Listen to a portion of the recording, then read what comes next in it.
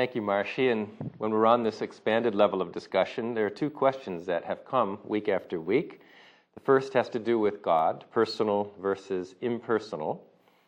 Maharishi, you speak often of God as the unified field or as a universal, abstract field of life. As humans, though, we tend to see God not as pure abstraction or a vacuum, but as a personal presence, a he or a she, or at least a force. Does that universal, abstract level of God, in fact, manifest to some degree as a palpable presence so that humans can perceive him or her?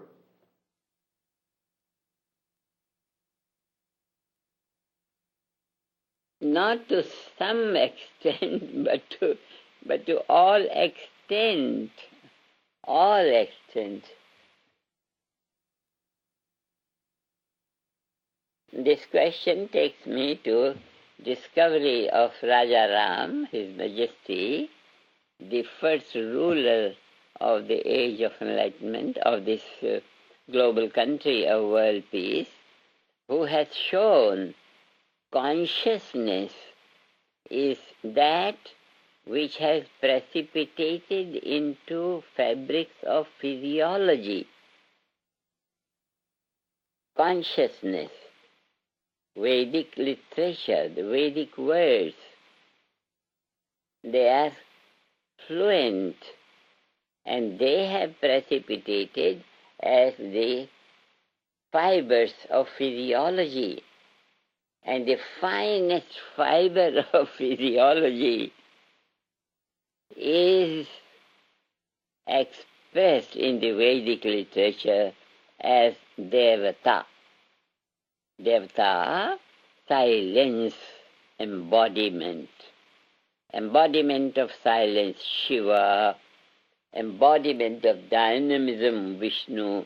All these Devatas are there, present in the structure of the physiology. So it's not an imagination, it's a reality. Physiology of man, physiology of Devata, physiology of the embodiment of silence, Shiva, physiology of the embodiment of dynamism, Vishnu. They are the physical expressions, and these physical expressions have a form. They have a form. They have all that is described in the Vedic literature as the Devatas, Shiva, Vishnu, Ganpati. These are all the realities of life. They have a form. They have a form. And one secret about this form is that the Devata will appear to the worshipper or to the devotee or to whosoever prays in the form he wants him to appear. Fulfillment of the thought. One reads in the religious literature, God, this God, this God, this God, this God. And it is human nature. Whomsoever they like most, they revere him. And great reverence is called devotion. And the point of devotion is called God. So all this is in the feeling. And the feeling materializes. Feeling materializes. Feeling materializes. Vedic literature is full of instances that the devotee sees the point of his devotion, sees his God as he wants to see him. It's a great depth of reality because one's own self is that omnipresent, infinite value of totality. You can derive anything from within yourself, anything from within yourself. That's why transcendental meditation, and that's why the source of thought. And in the yogic flying, the proof comes that you can have yogic flying, you can have yogic. Apart from yogic flying, there are sutras, there are programs. You achieve anything.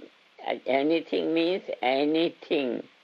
Because your own self, your own Atma, your own being is a field of all possibility, omnipresent, unbounded, infinite.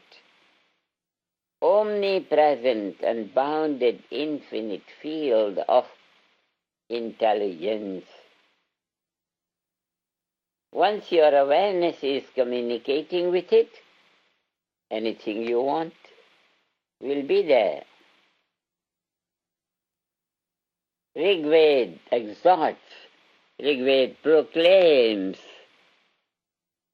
that once the mind is in tune with the transcendental reality,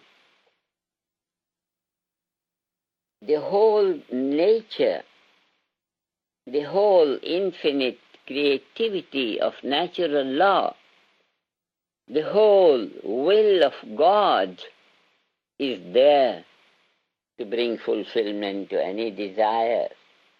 It's a reality, it's not a God.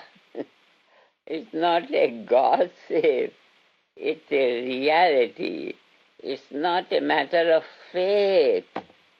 It's the reality. It is so, it is so, it is so. And it's on that basis that we are building the great fortune of mankind. On that reality, because it is so, we think it should be so, it should be possible to be so. So when we are rising to proclaim a better world, a peaceful world, a happy world, a fulfilled world, a blissful world, we are not dreaming, we are not dreaming, we are actualizing what has always been there, what will always be there.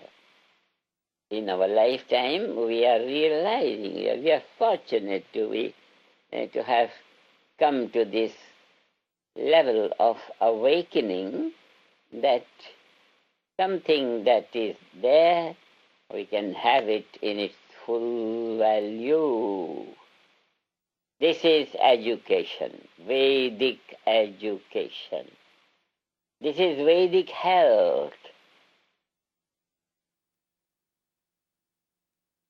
It's a great opportunity for everyone. It's a very great opportunity for everyone.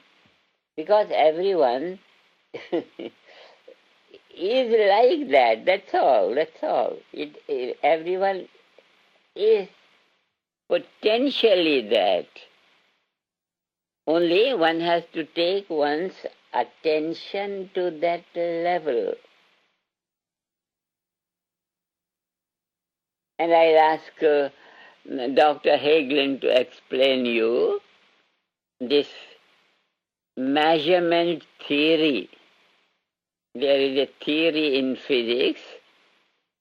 Dr. Hagelin, you can explain to them wherever the mind goes, it does something to it. explain to them measurement theory.